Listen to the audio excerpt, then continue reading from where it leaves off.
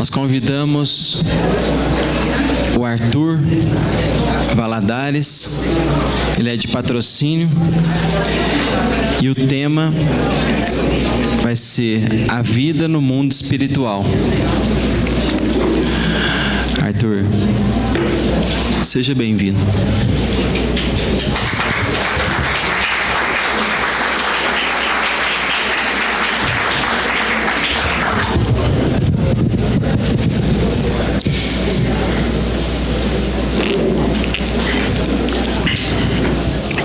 Boa tarde a todos.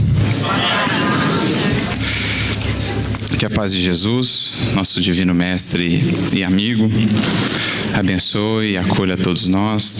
Obrigado, viu? Obrigado.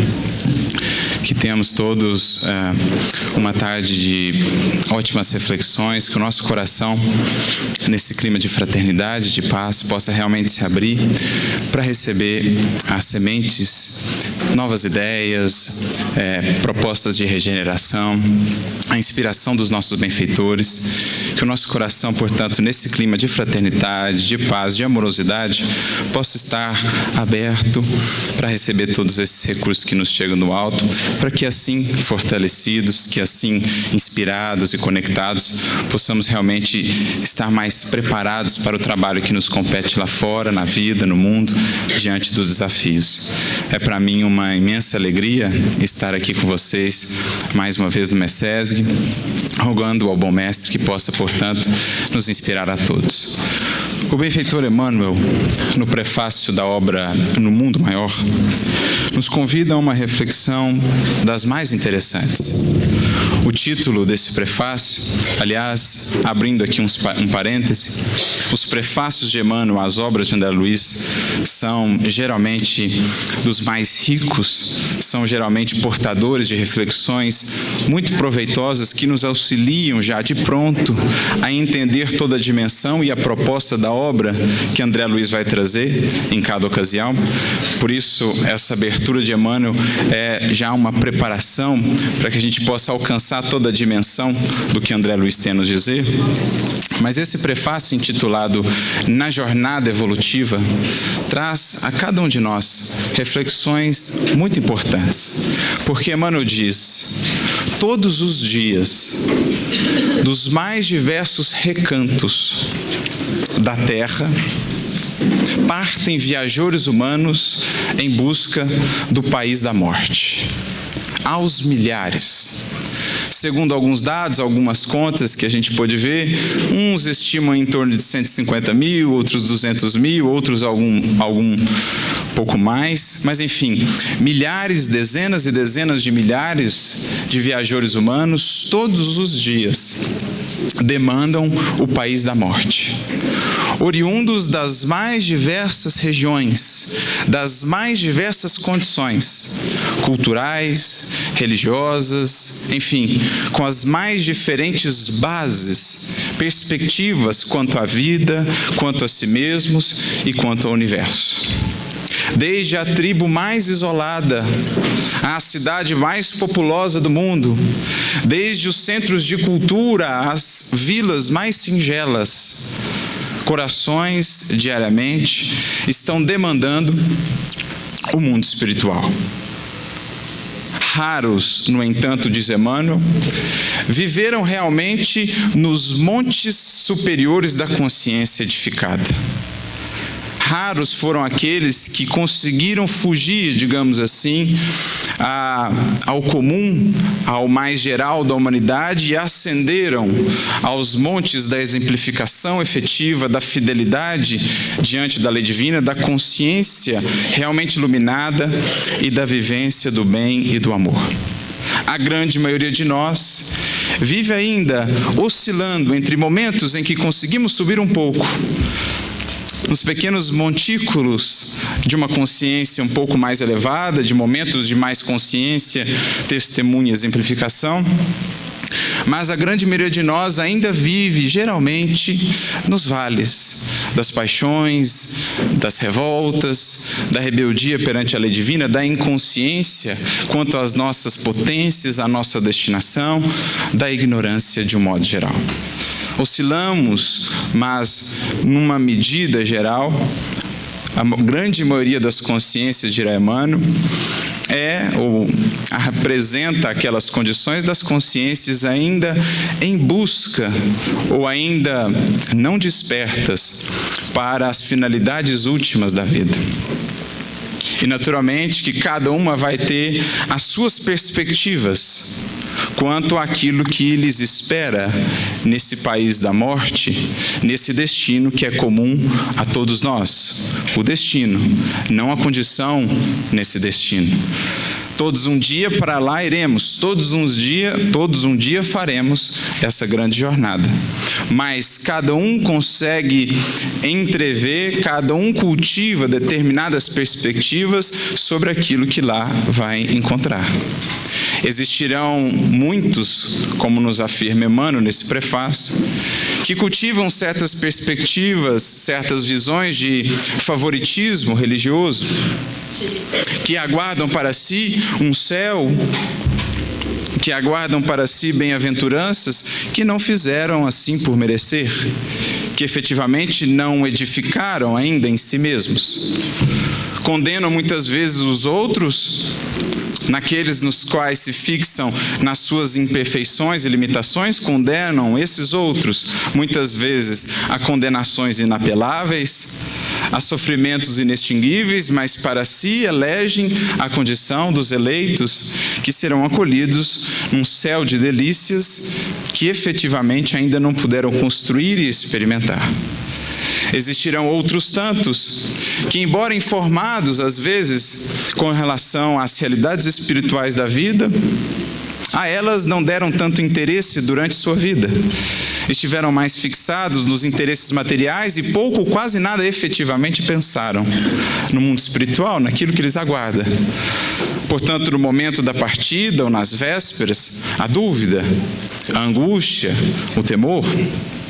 Outros tantos consideram que no túmulo encontrarão o fim de tudo.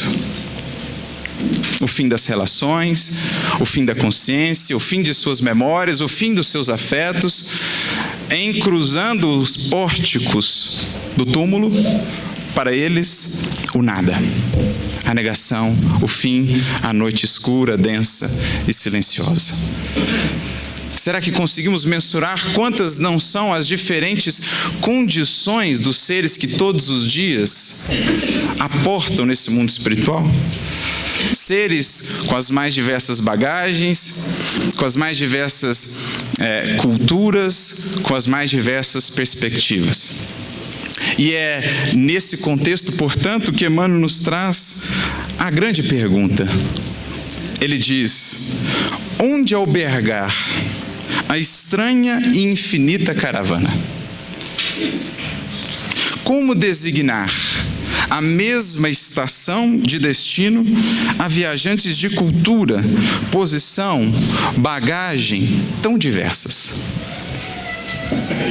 Ou seja, diante desse quadro tão diverso de consciências, de indivíduos que aportam diariamente no mundo espiritual, como definir de maneira rígida, de maneira muito fixa, estações similares ou as mesmas estações para indivíduos tão diferentes? No desenvolvimento do seu espírito, no desenvolvimento da sua compreensão, da sua consciência. Como fazê-lo? Como ele vai dizer mais adiante, como avaliar por bitola única recipientes tão heterogêneos? Somente a nossa visão superficial, ao longo dos séculos aí de construção de uma visão teológica não amparada e não ancorada, assim propriamente nos fatos, numa visão mais racional, é que pôde definir, por exemplo, posições ou condenações rígidas e fixas, eternidade afora, para essas consciências. Como pensar num Criador que, incentivando a criatura à esperança, ele mesmo desespera ou perde a esperança de resgatar determinados filhos seus que se equivocaram, que tropeçaram no caminho. Como conceber o mestre emissário do Criador ao nos falar de esperança, quando o quadro da criação pudesse assim conceber a desesperança para a eternidade? Como falar de penas e condenações inapeláveis, se palavras como regeneração, misericórdia e amor estão gravadas a caracteres de fogo no dicionário divino? Só mesmo a nossa visão, ainda superficial, poderia assim estabelecer duas definições possíveis apenas para toda essa caravana imensa de seres que todos os dias entram na vida espiritual. O Espiritismo, portanto, vai convidar-nos a renovar por completo este nosso olhar para o que se passa, o que se processa depois da morte. Como também vai nos trazer de maneira sintética e profunda Leon Denis no seu livro Síntese, a sua primeira obra magna. O Espiritismo vai, com os elementos, com a pesquisa que estabelece, abrir para nós novos horizontes, um novo quadro da vida espiritual. E é esse um dos intuitos da obra de André Luiz, por exemplo. Essa obra que Emmanuel faz o prefácio aqui, No Mundo Maior, nada mais vai nos fazer, ou nos convidar a fazer, senão isso: jornadearmos com André Luiz, neste caso Calderaro, por esse mundo maior, por essa vida que está a vida espiritual a nos cercar incessantemente, por essa vida que pulula, que abunda ao nosso redor e que muitas vezes não conseguimos ver ou entender, pelo menos até o advento do Espiritismo. Muito mais difícil nos era compreender o que lá se processa. Por isso, mais adiante, Emmanuel diz-nos o seguinte: a missão de André Luiz, porém, é a de revelar os tesouros de que somos herdeiros, felizes na eternidade, riquezas imperecíveis em cuja posse jamais entraremos sem a indispensável aquisição de sabedoria e de amor. De certo modo, portanto, já relacionando aquilo que lá encontraremos com aquilo que aqui edificamos. Porque esse será um conceito-chave para a perspectiva da vida espiritual que o Espiritismo vai nos trazer. A relação estreita, íntima, intrínseca que existe entre a vida que nos aguarda lá e a vida que vivemos e construímos aqui. Para isso, não lidamos em milagrosos laboratórios de felicidade improvisada, onde se adquiram dotes de vil preço e ordinárias asas de cera. Ou seja, não há conquistas fáceis, não há escambo na criação divina. Não são as asas que o espírito purificado um dia adquire, asas de cera, como no caso de Ícaro. Asas que se derretem logo diante do sol da verdade. Essas são as asas das nossas ilusões, das nossas antigas concepções, mas as asas que o Espírito há de um dia desenvolver e com elas planar aos altos patamares da criação, às altas esferas da vida abundante que nos esperam. Essas são asas legítimas, por nós tecidas ao longo dos períodos multisseculares, ao longo da imensa jornada de ascensão. Por isso, ele acrescenta: somos filhos de Deus, em crescimento, seja nos campos de forças condensadas, quais os da luta física, seja nas esferas e energias sutis, quais as do plano superior, os ascendentes que nos presidem os destinos, são de ordem evolutiva, pura e simples, com indefectível justiça a seguir-nos de perto à claridade gloriosa e compassiva do divino amor. Portanto, sem milagres, sem mágicas, sem superstições, sem expectativas ilusórias. É o que nos rege a simples lei, justa e misericordiosa, dando a cada um, na feliz e suprema síntese do Mestre, a cada um segundo as suas obras. A justiça que nos acompanha nessa jornada, dando-nos aquilo que temos feito por merecer, aquilo que, com o amparo do Criador, com os recursos que incessantemente Ele nos dá, nós temos efetivamente edificado. E a misericórdia, o amor, a nos sustentar e a nos reerguer nos momentos de queda, nos momentos de vacilação, chamando-nos à nossa destinação, ao nosso glorioso porvir. São esses dois elementos primordiais que se conjugam no mecanismo perfeito da criação, ascendendo ou convidando a criatura a ascender em direção ao Criador. Eis o conceito de salvação que o Espiritismo vai nos apresentar. Não aquele miraculoso, não aquele que dependa única e exclusivamente de posturas ou de práticas exteriores, mas antes o compromisso efetivo da criatura na vivência da lei divina, na harmonização do seu coração ao coração de Deus, da sua vontade à vontade divina. A morte, segue ele, a ninguém propiciará passaporte gratuito para a aventura celeste. Nunca promoverá compulsoriamente homens a anjos. Cada criatura transporá essa aduana da eternidade com a exclusiva bagagem do que houver semeado. E aprenderá que a ordem e a hierarquia, a paz do trabalho edificante, são característicos imutáveis da lei em toda parte. Mais adiante, numa frase em que ele conclui o seu texto, cada lavrador respira o ar do campo que escolheu. Eis, portanto, a feliz síntese que Emmanuel nos traz abrindo essa obra. Convidando-nos, portanto, agora a enxergar esse quadro da vida espiritual de maneira diferente. Diante dessa diversidade de caracteres, de indivíduos e de condições, santos e malfeitores, aqueles que já se educaram ou que têm se esforçado para tal e aqueles que ainda estão na ignorância quase que total, todos os dias espíritos como esse cruzam nos pórticos em busca do mundo espiritual. Diante da lei do Criador, todos são detentores do mesmo direito.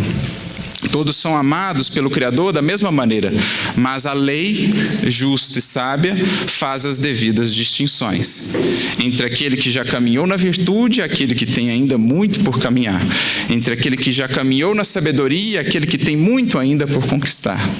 A própria lei em si faz essa distinção segundo aquele princípio universal do a cada um segundo as suas obras. Então é importante a gente entender primeiro essa perspectiva, porque aí a gente vai na base da nova visão que o Espiritismo vai nos convidar a ter para o mundo espiritual, para a vida que nos espera após essa vida aqui na matéria. Como dizíamos, por séculos, cultivávamos a visão de dois destinos possíveis e um terceiro ali intermediário, o purgatório. Ou a bem-aventurança, ou o sofrimento inapelável. Mas como conciliar esses destinos fixos e rígidos na eternidade com a misericórdia e a bondade do Criador e, sobretudo, com esse novo entendimento que o Espiritismo nos traz, mostrando-nos como espíritos em evolução, criados simples e ignorantes, mas todos fatalmente destinados à perfeição que nos seja possível enquanto criaturas. Diante desses novos parâmetros, diante dessas novas variáveis, necessariamente essa nossa visão precisa se alterar. Não mais 2 destinos possíveis apenas. Agora, tantos destinos quantos forem as condições. Tantas posições nessa vida, quantas forem as posições que cada espírito ocupa, ou na jornada de evolução, ou tantas quantas forem as condições já desenvolvidas por cada espírito. E, naturalmente, Kardec, de maneira muito sábia, de maneira muito coerente, vai iniciar então esse processo de devassar esse mundo invisível, esse destino que a todos nos espera, de maneira muito coesa, de maneira muito cadenciada, muito lógica, a fim de estabelecer realmente um quadro dessa vida espírita que pudesse responder aos anseios da criatura humana quanto à compreensão da vida e do universo. Que pudesse atender ao mesmo tempo ao sentimento, que pudesse dar ao mesmo tempo à criatura humana a esperança, em harmonia com os atributos do Criador, de bondade, de misericórdia.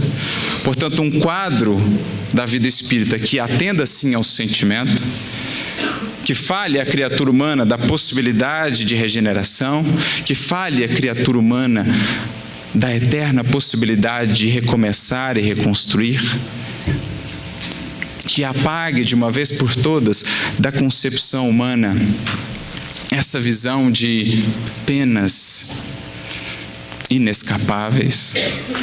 Os próprios Espíritos, em O Livro dos Espíritos, na questão 1009, quando fala Kardec com os benfeitores sobre as penas eternas, talvez uma das questões que recebeu mais dedicação e atenção dos espíritos foi respondida por grandes espíritos. Mais de um espírito ali se dedicou. Paulo apóstolo, Santo Agostinho, Platão, entre outros, vieram nos falar sobre essa questão que definitivamente precisávamos renovar.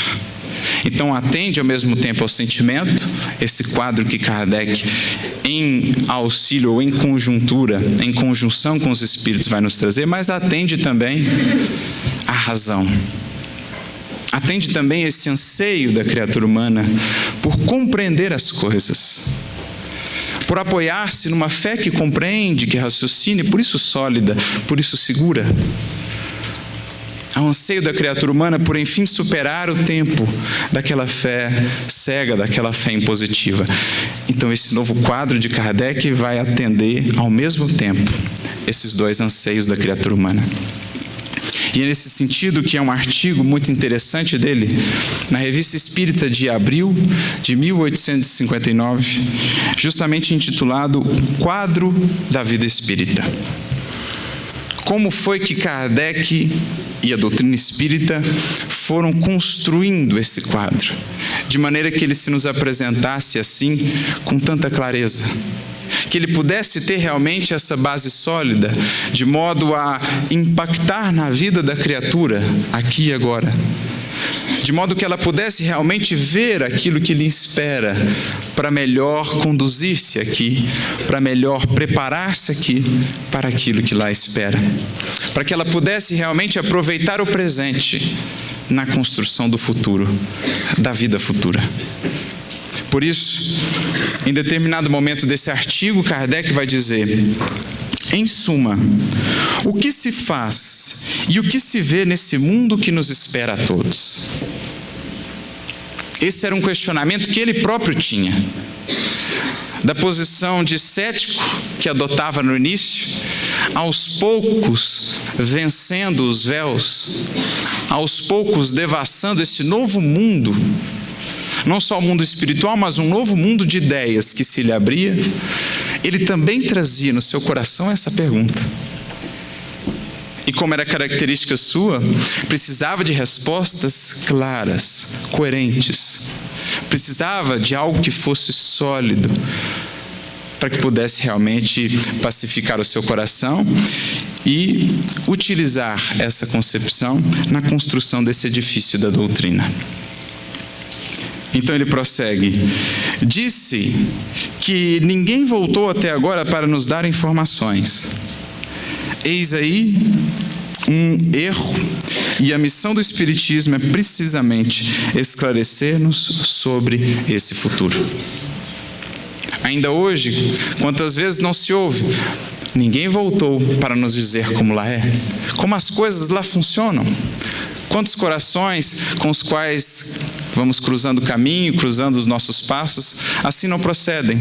Relegam essa reflexão para o amanhã, relegam essa reflexão para o momento talvez da transição, quando se esforçassem um pouquinho mais, se abrissem as suas perspectivas, veriam que não só vieram muitos já nos dizer como lá é, como também esse quadro foi construído de maneira tão sólida ou tão coesa que quase que como podemos tocar, nos transportar para essa vida e vislumbrar o que lá se processa.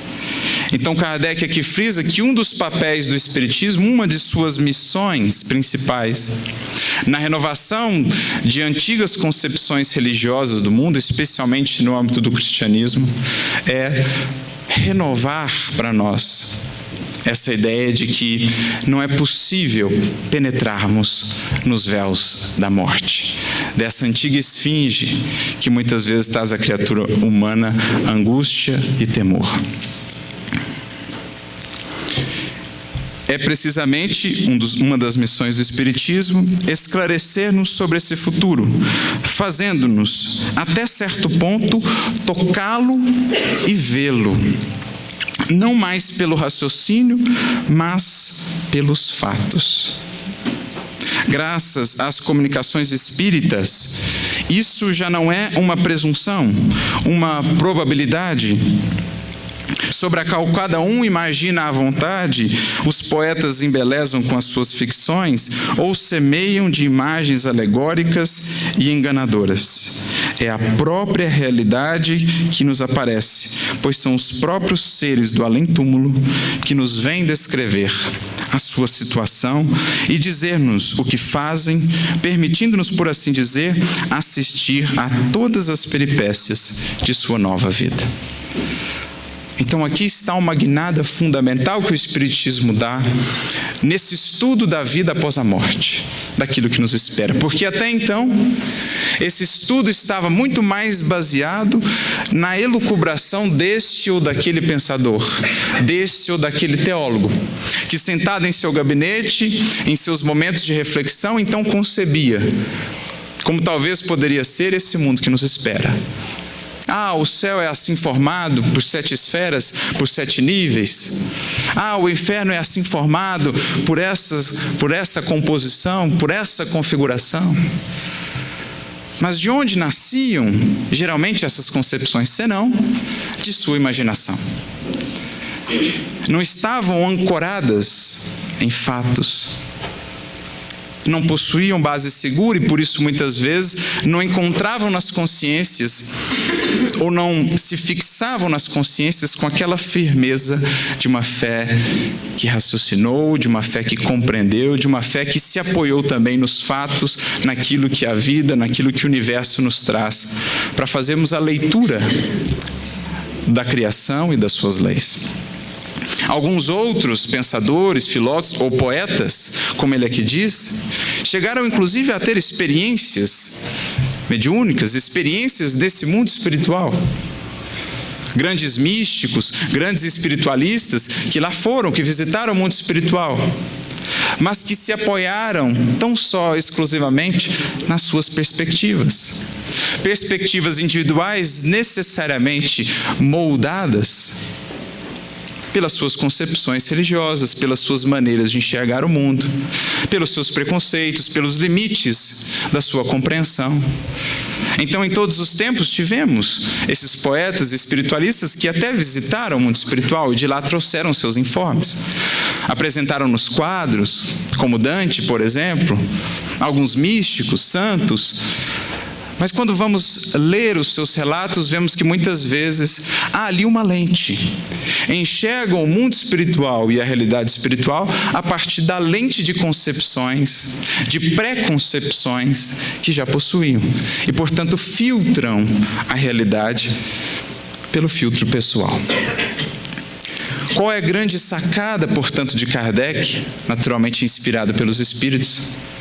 Diluir as influências pessoais, diluir as influências do meio, as influências culturais, as diferentes perspectivas no todo da universalidade.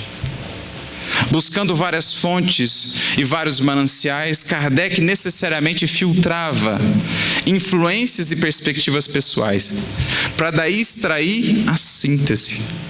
Aquilo que repontava em várias partes, de origens diferentes, de médiuns diferentes, de visões culturais diferentes, mas que ainda assim encontrava harmonia, então ali estava algo realmente seguro. Ali estava algo realmente filtrado por esse controle universal, onde se apoia a força e a autoridade da doutrina espírita. Esse quadro que o Espiritismo nos traz da vida espiritual é assim tão coeso, é assim tão coerente, por conta desse processo altamente inteligente que Kardec se utilizou para fazer essa pincelada da vida espiritual. Nem mesmo ele próprio se colocou na posição do filtro maior. Utilizou-se de todos, das várias fontes, e amparado naturalmente pelos espíritos superiores, assim pôde chegar às suas conclusões. Assim pôde acompanhar os espíritos das mais diversas condições do mundo espiritual, entendendo inclusive que nem mesmo os espíritos comunicantes sabiam eles, todos eles, do verdadeiro funcionamento da vida espiritual, pois que alguns até mesmo não se consideravam sequer mortos. Como um espírito como esse pode ser a fonte suprema para analisarmos a vida espiritual, se sequer a reconhece como tal? Então ele foi percebendo que eram eles como nós. Haviam alcançado determinada faixa de compreensão. Aprendia ele tanto com aqueles que estavam nas faixas mais inferiores da vida espiritual, como aqueles que, mais elevados, conseguiam abarcar uma dimensão maior de entendimento. Mas ele foi juntando tudo isso como as várias peças de um quebra-cabeça. E eis então que o quadro se fez. E basicamente esse quadro vai nos mostrar que a vida no mundo espiritual, a fim de que possa ser entendida, deveremos primeiramente entender 3 palavrinhas essenciais que moldam, que definem a vida espiritual como a condição do espírito que lá está. Sem entendermos pensamento, vontade e sintonia, impossível se nos torna compreender a vida espiritual. Porque em sendo ela, lá, o mundo espiritual, a matéria do qual é formado, porque é um tipo de matéria mais sutil, matéria mais plástica, moldável. Sendo ela assim tão flexível, essa vida no mundo espiritual, não conseguiremos entender aquilo que cada espírito sente, vê, experiencia lá, se não entendermos o espírito nos seus atributos fundamentais, vontade e pensamento, como o formador desse mundo espiritual que lá encontra. Kardec, por exemplo, no capítulo 14 do livro A Gênese, no item 14, vai nos falar da atuação do pensamento sobre os fluidos. E ele vai dizer que para o espírito, o pensamento e a vontade são o que as nossas mãos aqui, enquanto encarnados, representam para nós. Se aqui moldamos, exercemos, criamos, fazemos, escrevemos, concebemos, utilizando os nossos membros do nosso corpo, os espíritos assim não atuam. Atuam antes pelo pensamento e pela vontade, que são as forças por meio das quais ele molda, ele cria a sua realidade no mundo espiritual. Ele forma objetos, ele dá forma a esse fluido, agrega, separa, dá características distintas, muitas vezes sem que ele mesmo saiba como o processo se opera. Kardec mesmo vai dizer, falando a respeito disso, no Livro dos Médiuns, no capítulo 8, o Laboratório do Mundo Invisível, que muitas vezes o espírito, por exemplo, aquele espírito que está ainda muito aferrado à materialidade, não sabe que aquilo que ele vê é criação sua. Ele não entende o processo, mas o pensamento, como força criadora por excelência, atuando no fluido do mundo espiritual, que é volátil, que é flexível, opera, cria objetos, por exemplo, formas, a forma pela qual se apresenta, com os mesmos ferimentos que trazia do processo de desencarne, por exemplo. Se lembrarmos o caso interessante do avô de André Luiz, que é tratado nessa obra, No Mundo Maior, no capítulo 18, André visitando as regiões densas do mundo espiritual. Ali vê um conjunto de espíritos que se aferravam, se apegavam a fragmentos de lama, mas não percebiam, porque na sua criação ali viam moedas, tesouros, ouro, ao qual se apegavam. O pensamento fixado naquilo que lhes atraía a mente, naquilo que lhes ocupava o sentimento e o coração, criava a sua realidade, moldava a sua realidade. Então não há como entender as várias nuances, as várias experiências possíveis que variam ao infinito no mundo espiritual, sem entendermos o pensamento e a vontade como essas forças criadoras da realidade que o Espírito lá encontra. Não há como entendermos as várias nuances e matizes da experiência espiritual sem compreendermos que as sensações e a capacidade de percepção do Espírito variam ao infinito, segundo a sua condição de desmaterialização ou não.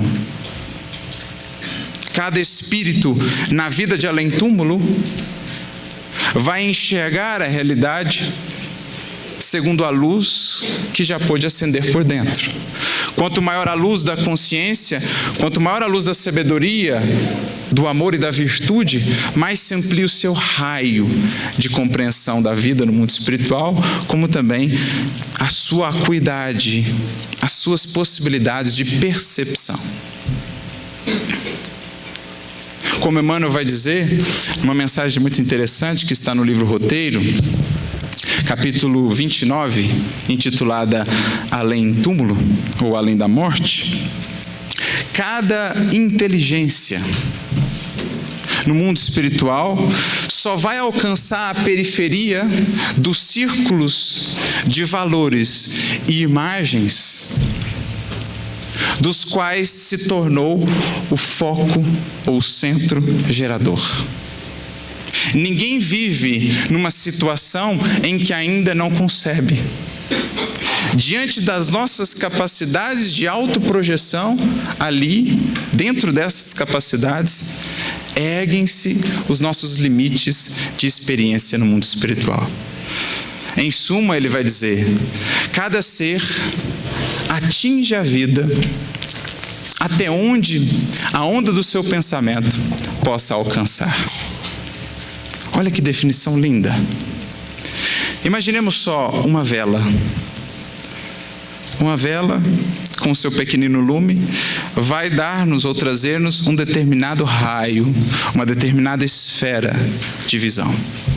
Coloquemos ao lado dessa mesma vela uma lâmpada. A lâmpada, com maior potência, com maior luz íntima, com maior luz característica, vai abarcar o mesmo horizonte da vela, mas um horizonte ainda maior. Envolve aquele horizonte da vela, mas ainda amplia essa sua capacidade de apreensão. Assim se dá no mundo espiritual. vamos percebendo que, no fundo, o mundo espiritual é a projeção de nós mesmos. A vida que lá encontramos é a vida que internamente cultivamos.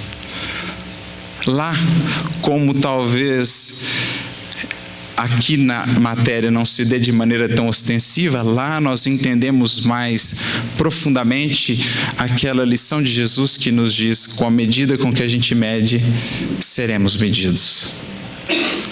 Isto é, com quanto o Espírito já conseguiu acender da sua luz, é com isso que a vida espiritual lhe terá em termos de perspectivas, de percepções, de sensações.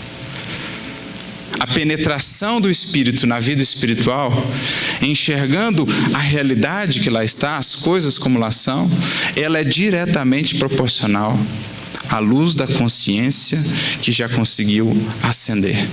A sua penetração no espaço e a sua penetração no tempo. Quanto mais o Espírito se depurou, quanto mais consciente se tornou, mais se lhe clareia a visão espiritual, mais abrangente é a sua compreensão da vida que lhe cerca, das leis que regem a sua existência nesse mundo. Mais ele consegue penetrar no passado da sua própria trajetória, mais ele consegue entrever o futuro que lhe espera. Quanto menos ele se depurou, quanto menos clareou essa sua visão interior, mais restrito fica no seu velho mundo, com as suas velhas concepções, com as sombras que ainda nascem das suas paixões. Então, o círculo da nossa vida no mundo espiritual, como as percepções das belezas que lá existem, da glória da criação divina que nos cerca em toda parte, estão necessariamente associadas ou relacionadas à nossa condição interior. É isso que Emmanuel está nos dizendo.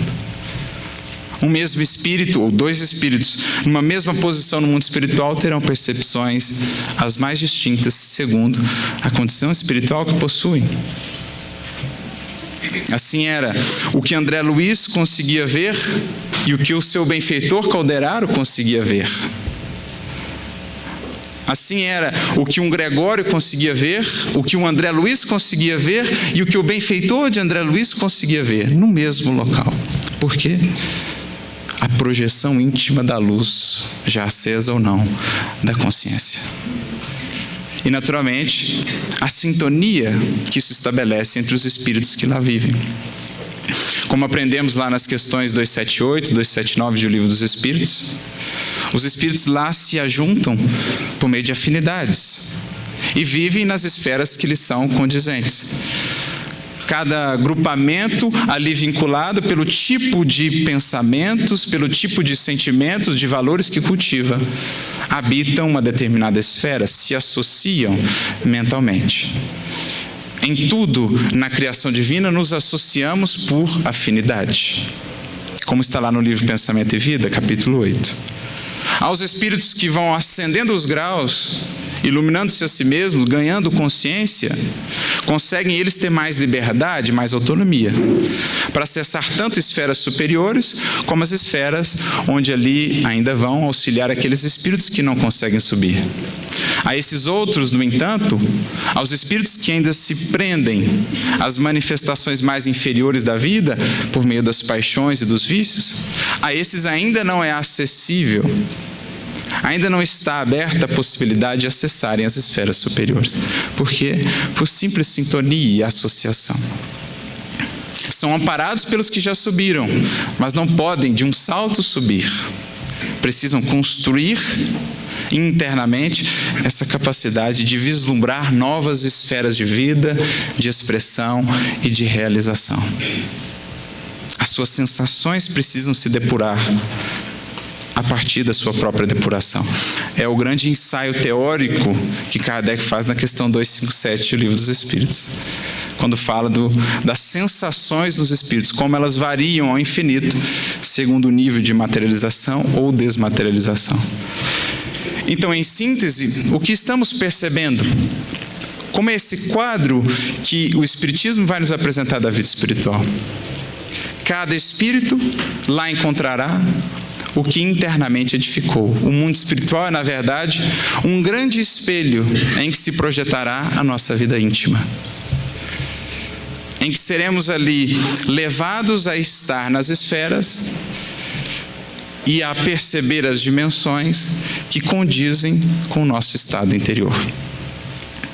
Isso é a vida no mundo espiritual, essencialmente. Naturalmente que a partir daí, então, vão surgir diferentes ou infinitas possibilidades de expressão e atuação. As ocupações dos espíritos do mundo espiritual vão variar ao infinito, segundo o ponto em que alcançaram da jornada, segundo o ponto de compreensão, segundo a luz que acenderam. Mas lá eles atuam, lá eles criam, lá eles se aperfeiçoam. Outros, no entanto, ainda se aferram às suas velhas paixões, ainda se prendem às suas antigas ilusões. Tudo segundo aquilo que foi eleito por cada coração como tesouro. E já dizia Jesus, onde está o teu tesouro, está o teu coração e, por conseguinte, a tua vida. Existirão aqueles que gravitarão em torno das velhas paixões. Citei o caso do avô de André Luiz. Poderíamos citar o caso daqueles aferrados à sexualidade desequilibrada, aqueles aferrados aos vícios relativos ao corpo, aqueles aferrados ao orgulho do poder e etc. Outros, no entanto, planarão as esferas superiores porque construíram essa liberdade íntima, vencendo as algemas da escravidão às paixões.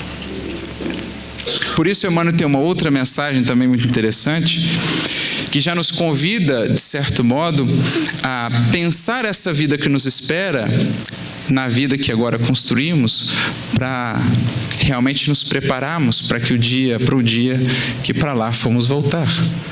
Ele tem uma mensagem no livro Justiça Divina, capítulo 34, intitulada Lugar Depois da Morte. Porque às vezes a gente fica pensando assim, né? Para onde que eu vou? Nós espíritas morremos de medo de ir para o umbral.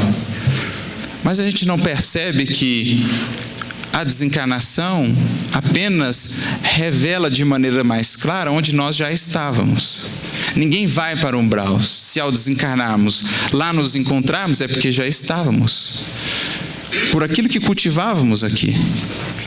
Por aquilo que cultivávamos aqui.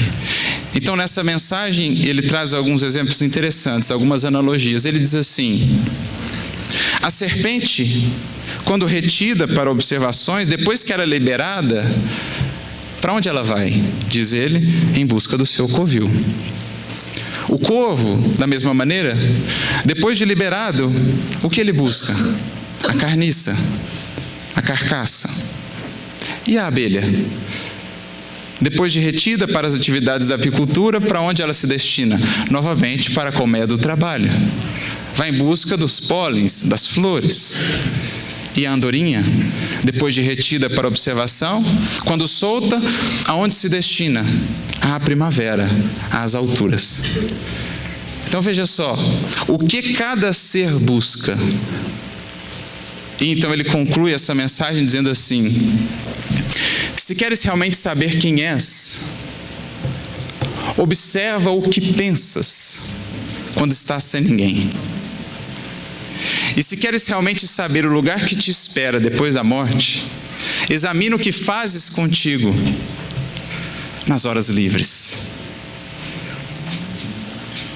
Olha que síntese magnífica. Queremos saber realmente quem somos, em que ponto estamos da caminhada, aonde fixamos o nosso pensamento. O que ocupa mais comumente a nossa vida mental? O alto ou o baixo? A virtude, a luz, ou ainda os vícios e as trevas? O que ocupa a nossa vida mental? Porque do pensamento cultivado nasce a vida, nasce a destinação. O pensamento é, na verdade, o grande definidor da nossa posição. Por isso dizia Paulo já há 2000 anos, na sua carta aos Colossenses, capítulo 3, pensai nas coisas do alto. Porque em assim pensando, em cultivando essa mente que se projeta em esferas cada vez mais sublimadas de vida e expressão, para lá, aos poucos, seremos conduzidos para o tesouro do nosso coração, da nossa mente. Então, quais são as nossas buscas? Que tipo de leituras gostamos de cultivar? Que tipo de assuntos gostamos de conversar? Porque essa é a medida da esfera em que ainda vivemos. Se nas esferas mais inferiores, ou se já ansiamos realmente por ascender às esferas superiores. E ele então acrescenta: quer saber qual lugar que nos espera depois da morte? Observa o que você faz nas horas livres. O que mais interessa o seu coração?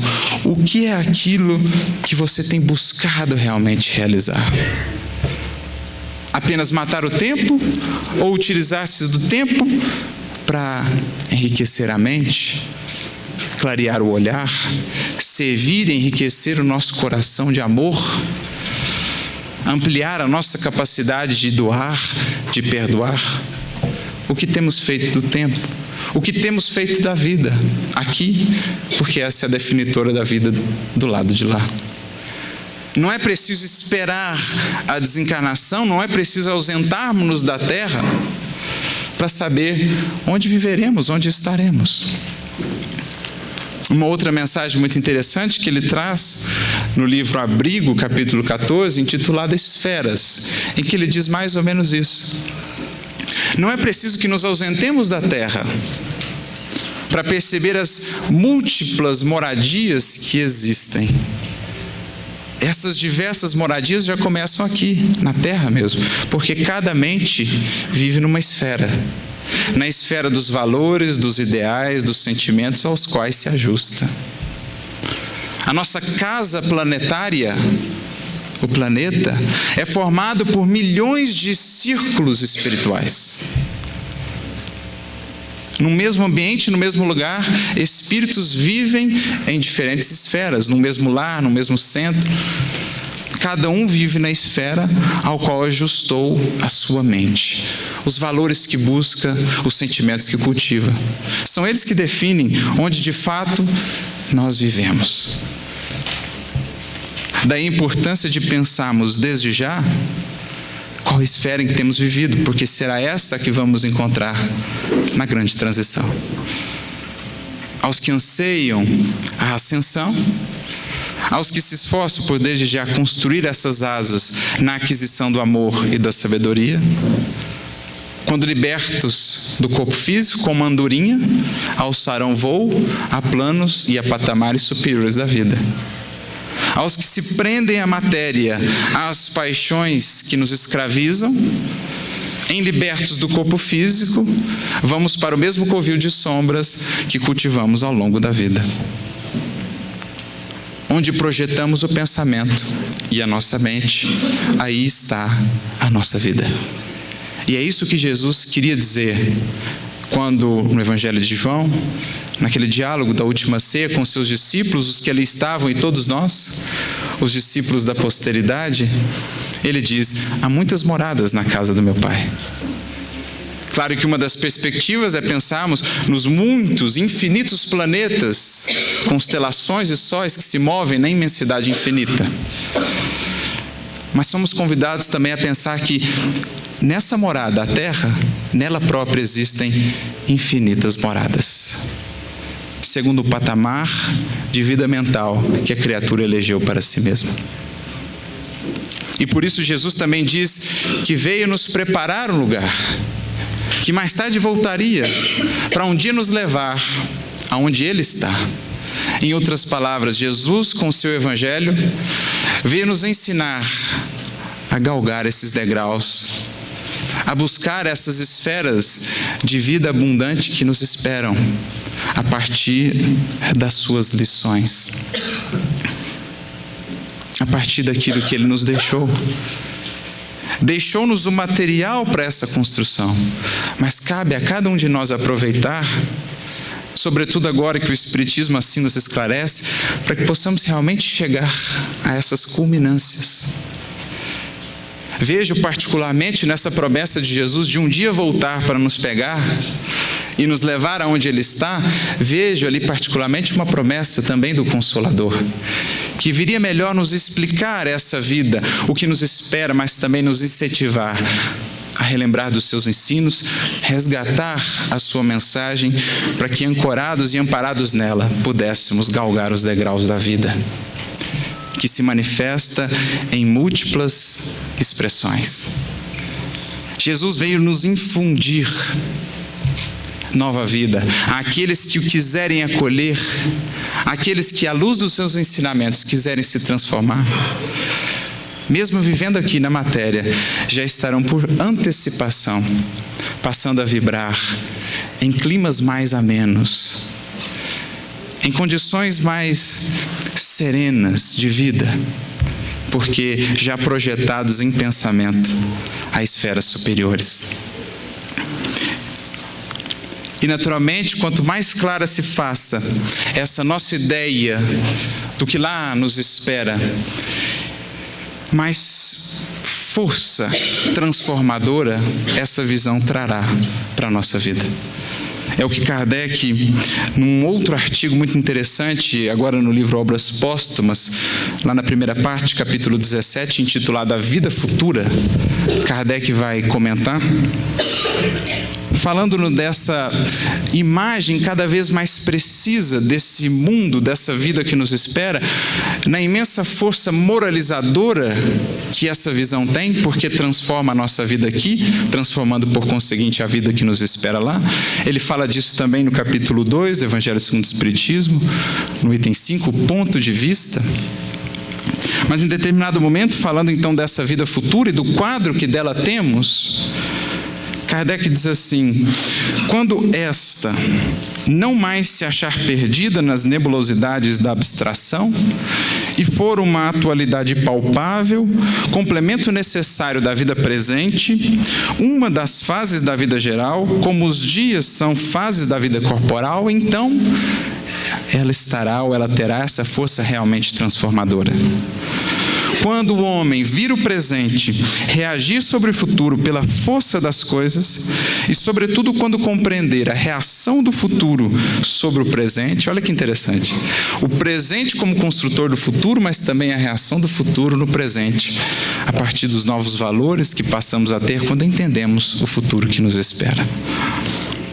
Quando, em suma, verificar que o passado, o presente e o futuro se encadeiam por inflexível necessidade, como o ontem, o hoje e o amanhã na vida atual, então as suas ideias mudarão completamente, porque ele verá na vida futura não só um fim. A vida espiritual não é só um fim, mas também um meio, não um efeito distante, mas também atual. Então, igualmente, essa crença exercerá sem dúvida, e por uma consequência toda natural, ação preponderante sobre o estado social e sobre a moralização da humanidade. Esse quadro preciso, claro, lógico e profundamente consolador da vida espiritual que a doutrina nos apresenta, quando bem compreendido, tem todo esse poder para a alma de transformação, de moralização. Vamos compreendendo esses horizontes que nos esperam e nos inspirando a partir da mensagem de Jesus, explicada pelo Espiritismo, a galgar, a subir esses degraus em direção à vida abundante. Por isso, ainda naquela mensagem do livro Abrigo, capítulo 14, Esferas, Emmanuel vai nos dizer que Jesus, quando veio ter conosco, vem nos socorrendo na terra, veio ampliar-nos os horizontes e aperfeiçoar-nos o espírito, para que a nossa esfera individual e coletiva se engrandeça gradativamente. A nossa esfera de realização e de compreensão da vida. Diz-nos ele que Jesus, através da sua boa nova, nos convida diariamente, em cada oportunidade cotidiana que a vida nos traz, a construir essa esfera superior, ou uma esfera superior, em que nos cabe marchar para Deus. É isso que ali está sintetizado naquela promessa do bom mestre. Vim, voltarei para preparar-vos lugar. Credes em Deus, crede também em mim, porque na casa de meu Pai há muitas moradas. Tantas quantas sejam as condições de cada coração e de cada ser. Não mais eterna punição, não mais desesperança, temor e angústia, mas sim a grande, imensa jornada de ascensão pela escada do Evangelho, de mãos dadas com Cristo, em busca da vida em comunhão cada vez mais perfeita e profunda com o nosso Pai Criador. O que nos espera nessas esferas que aí estão, sequer podemos agora imaginar. Mas de uma coisa temos certeza: se Jesus lá está a nos aguardar, porque estamos esperando então, meus amigos? Caminhemos e nos dirigamos a Ele, a vida abundante que vem nos trazer muita luz e muita paz a todos.